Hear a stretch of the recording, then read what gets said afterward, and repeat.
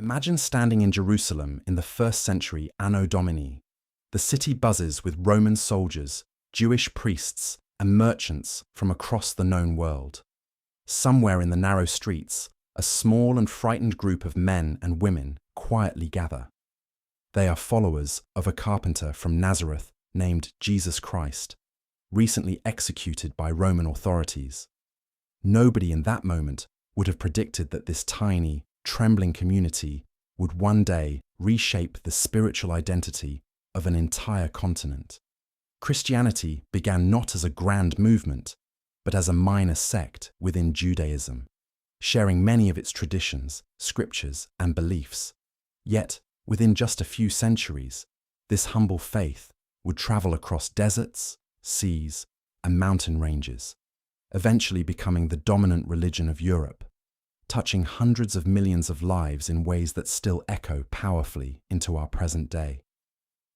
Central to Christianity's early expansion was the tireless missionary work of the apostles, and none was more influential than Paul of Tarsus.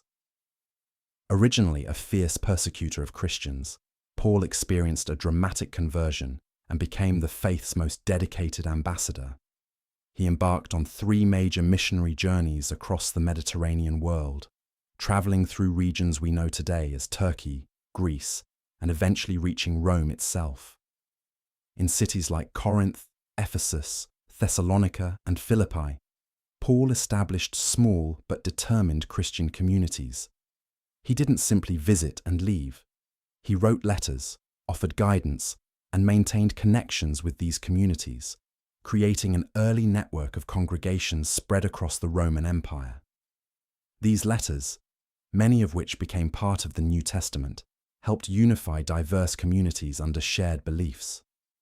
Paul's extraordinary efforts essentially built the architectural foundation upon which European Christianity would later rise.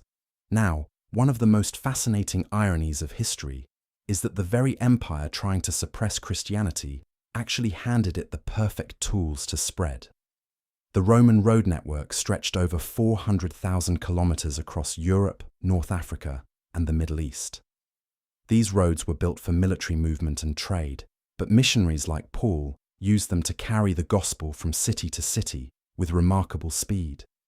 Travelers moved safely, messages traveled quickly, and communities stayed connected. But infrastructure alone was not enough. The common Greek language, known as Koine Greek, served as a universal tongue across the Mediterranean world. Educated and common people alike could read and understand it. This meant early Christian texts, letters, and scriptures could be written once and read everywhere. Together, Roman roads and Greek language created an invisible highway for a new faith hungry to reach the world. Yet the path of Christianity was far from smooth. Roman emperors viewed this growing movement with deep suspicion. Emperor Nero famously blamed Christians for the Great Fire of Rome in 64 Anno Domini, launching brutal persecutions that included public executions and feeding believers to lions in arenas. Later, Emperor Diocletian intensified this campaign, ordering churches destroyed and scriptures burned across the empire. However, something unexpected happened. Rather than crushing the faith, these persecutions made Christianity stronger. Ordinary Romans watched believers face death with extraordinary calm and unwavering conviction. These martyrs, meaning witnesses in Greek, became powerful symbols of devotion and courage. Common people who felt abandoned by Roman society were deeply moved by this fearless commitment to belief. The blood of martyrs, as early Christian writer Tertullian famously observed, became the seed of the church, drawing more followers into the faith with every execution. Then came the moment that changed everything. In 312 Anno Domini, Emperor Constantine stood on the eve of a critical battle at Milvian Bridge near Rome. According to historical accounts, he witnessed a vision in the sky and attributed his subsequent victory to the Christian God. This experience led to his personal conversion to Christianity. The following year, in 313 Anno Domini, Constantine issued the Edict of Milan alongside his co-emperor Licinius. This landmark decree officially granted religious tolerance throughout the Roman Empire, ending centuries of brutal persecution against Christians.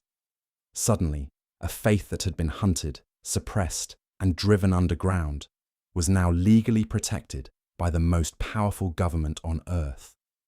Church properties were returned, imprisoned Christians were freed, and worship became openly permitted. What had once been a dangerous belief now carried imperial approval, setting the stage for Christianity's dramatic rise to dominance. With Constantine's protection secured, Christianity gained enormous momentum across the Roman Empire. Churches were built openly, clergy received state funding, and Christian symbols appeared on Roman coins and military standards.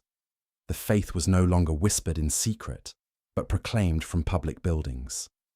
Then in 380, Anno Domini, Emperor Theodosius took the final decisive step, declaring Christianity the official state religion of the Roman Empire through the Edict of Thessalonica. Paganism was suppressed, and Roman citizens were expected to follow the Nicene Christian faith. What followed was a fascinating transformation of power structures. The Roman Empire's administrative divisions, called dioceses, were adopted directly by the Church to organize their own territories. Bishops began governing these regions with authority that mirrored Roman governors. Roman organizational genius was essentially reborn inside the Christian Church, creating an institution of extraordinary durability and reach. When the Western Roman Empire collapsed in 476 Anno Domini, it left an enormous void across Europe. Centuries of centralized Roman governance, law, and order simply vanished almost overnight. Cities crumbled, trade routes became dangerous, and local populations had nowhere to turn for leadership or protection. Into this chaos stepped the Christian Church. Bishops across Western Europe began assuming responsibilities far beyond spiritual guidance. They negotiated with invading Germanic warlords, distributed food to starving populations, and maintained whatever remained of Roman administrative records. The Pope in Rome gradually emerged as the most powerful single authority in Western Europe, commanding loyalty that transcended tribal and regional boundaries. What had once been a persecuted minority faith had now become the primary institution holding fractured European society together. The Church did not merely survive Rome's fall, it inherited Rome's mantle of authority entirely. With the Roman Empire gone, Christianity needed new engines of expansion, and monasteries became exactly that. In the 6th century, Saint Benedict of Nursia founded his famous monastery at Monte Cassino in Italy, establishing a structured way of monastic life through his Benedictine rule. This framework spread rapidly across Europe, giving rise to hundreds of monasteries in Germanic and Celtic territories. These were not simply places of prayer. They were functioning communities where monks cleared forests, cultivated land, educated local populations, and copied sacred manuscripts by hand. Monasteries in places like Ireland, France, and Germany became intellectual powerhouses, preserving knowledge during an otherwise turbulent era. Monks trained as missionaries would venture into surrounding pagan territories, learning local languages and customs to deliver the Christian message. Through this patient, community-centered approach, Christianity steadily took root across Northern and Western Europe, one monastery at a time. Building on the monastic foundations spreading across Europe, some of the most remarkable missionary stories emerged from the Celtic world. St. Patrick, himself a former slave, returned to Ireland in the 5th century and transformed the entire island through passionate preaching and deep cultural understanding. His approach of working within existing Irish tribal structures proved extraordinarily effective.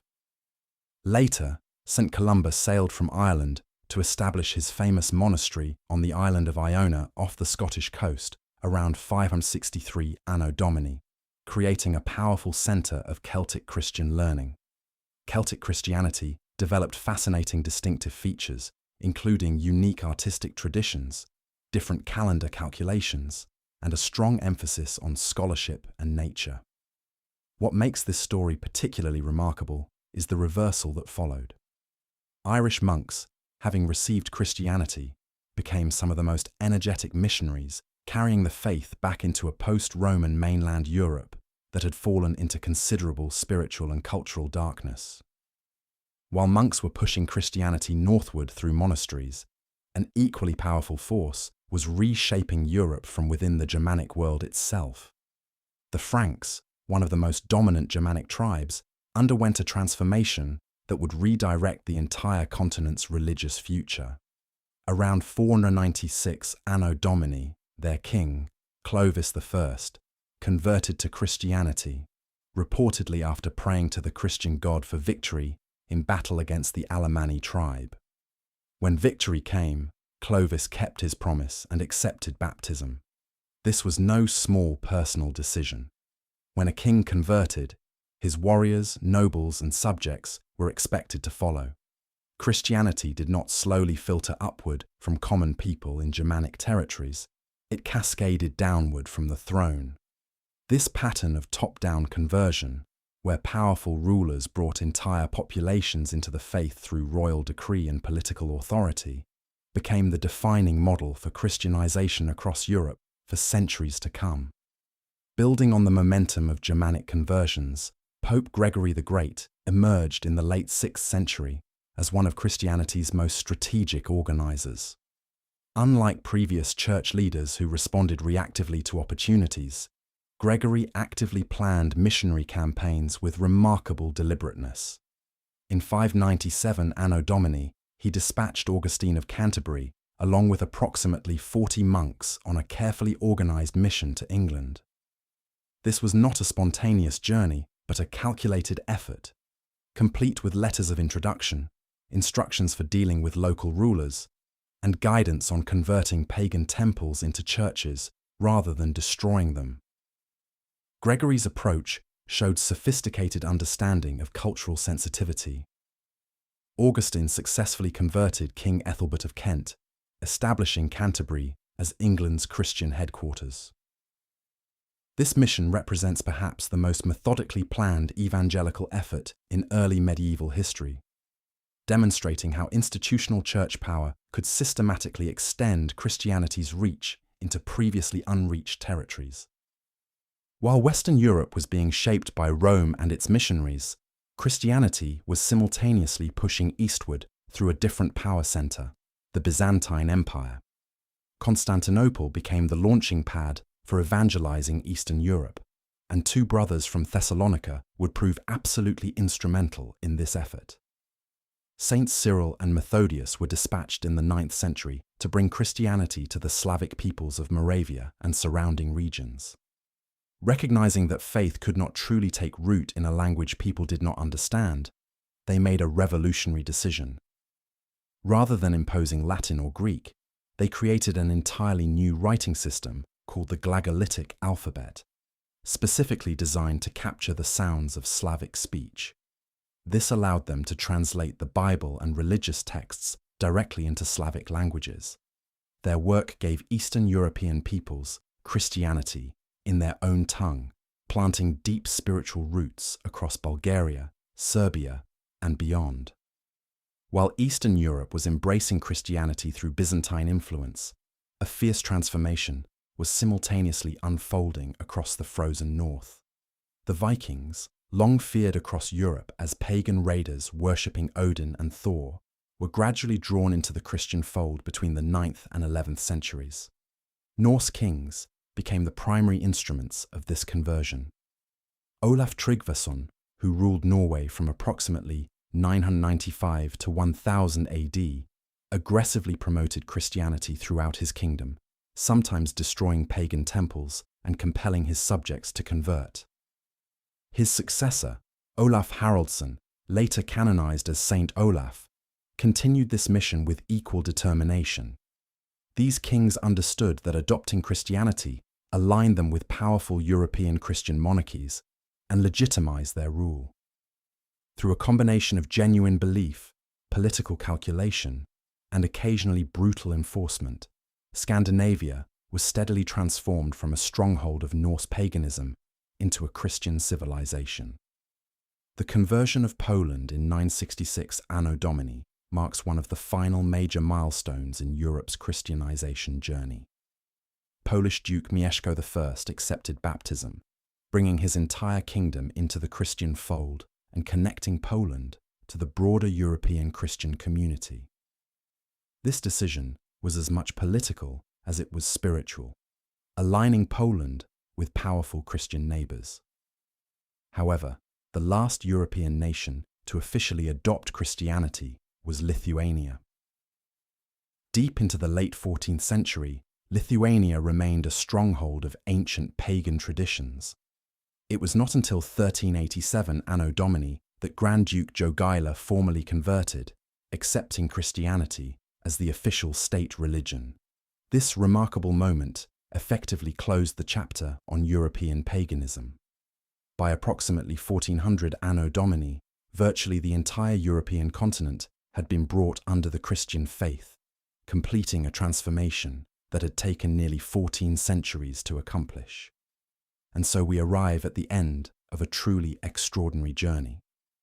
From that small gathering of followers in Jerusalem, Christianity transformed an entire continent over roughly 1400 years. This was no accident. It was driven by relentless missionary zeal, from Paul of Tarsus crossing the Mediterranean to Irish monks venturing deep into mainland Europe. It was powered by political support, from Constantine's conversion to the baptisms of Viking kings.